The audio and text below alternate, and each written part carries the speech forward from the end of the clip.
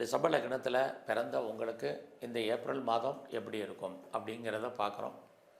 அப்படி பார்க்குற போது இந்த மாதத்தில் உங்களை பொறுத்த வரைக்கும் உங்களுடைய லக்ன அதிபதி சுக்கிர பகவான் அவர் பார்த்திங்கன்னா கோச்சாரத்தில் உங்கள் லக்னத்துக்கு 12ஆம் இடத்துல இந்த மாதம் 19ஆம் தேதி வரைக்கும் இருக்கார். அதுக்கப்புறம் அவர் உங்கள் லக்னத்துக்கு வர்றார். ஏன் லக்ன பலன் பார்க்கணும் அப்படிங்கிறதுக்கு நிறைய விளக்கங்கள் சொல்லியிருக்கேன். பொறுமையாக இதுக்கு முன்னாடி இருக்க வீடியோவில் கேளுங்க. இங்கே உங்கள் லக்ன அதிபதி சுக்கிர பகவான் 19ஆம் தேதி வரைக்கும் 12ஆம் இடத்துல இருக்கார்.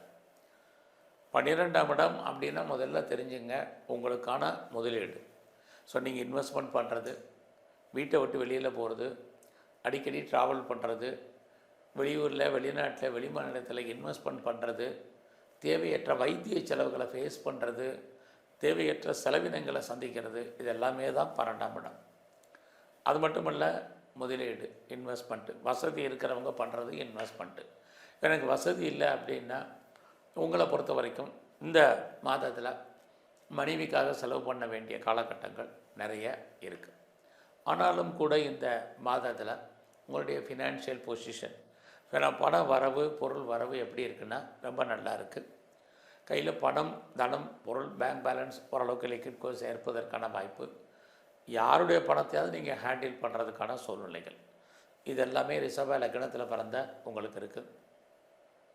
ஸோ இந்த மாதத்தில் யாரெல்லாம் பர்மனெண்ட்டு ப்ராப்பர்ட்டி வாங்கணும்னு நினைக்கிறீங்க, சொந்தமாக இடங்கடை வாங்கிறதுக்கு, வீடு வாங்கிறதுக்கு, வீடு கட்டுறதுக்கு, வீடு வாங்கிறதுக்கு, அல்லது உங்களை பொறுத்த வரைக்கும் வீட்டு உபயோகப் பொருட்களில் வாங்குவதற்கு, வண்டி வாகனங்கள் வாங்குவதற்கு, இதெல்லாமே இந்த மாதம் பாசிபிலிட்டிஸ் இருக்குது. குறிப்பாக ஏப்ரல் 14க்கு அப்புறம் அதில் நீங்கள் இன்வெஸ்ட்மெண்ட்டு பண்ணுறதா இருந்தால் பண்ணுங்கள்.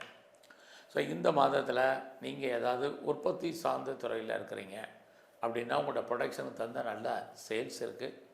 அதனால் இந்த மாதம் நீங்கள் எவ்வளோ மாஸ் ப்ரொடக்ஷன் பண்ணணும்னு நினைக்கிறீங்களோ தாராளமாக பண்ணலாம். ஸோ இந்த மாதம் அம்மாவுடைய உடல் ஆரோக்கியம் ஏப்ரல் 14க்கு அப்புறம் ரொம்ப கவனம். உங்களுடைய ஹெல்த் பாயிண்ட்லேயுமே ஏப்ரல் 14க்கு அப்புறமா கொஞ்சம் கவனமாக இருங்க. இந்த மாதத்தில் உங்களை பொறுத்த வரைக்கும் எதிர்பாராத என்டர்டெயின்மெண்ட் இருக்குது. டூர் அல்லது ட்ராவல் போகிறதுக்கான வாய்ப்பு நிறையா இருக்குது. அது மட்டுமல்ல, யாரெல்லாம் கலைத்துறையில் இருக்கீங்களோ உங்களுக்கான அங்கீகாரம் நல்லா இருக்குது.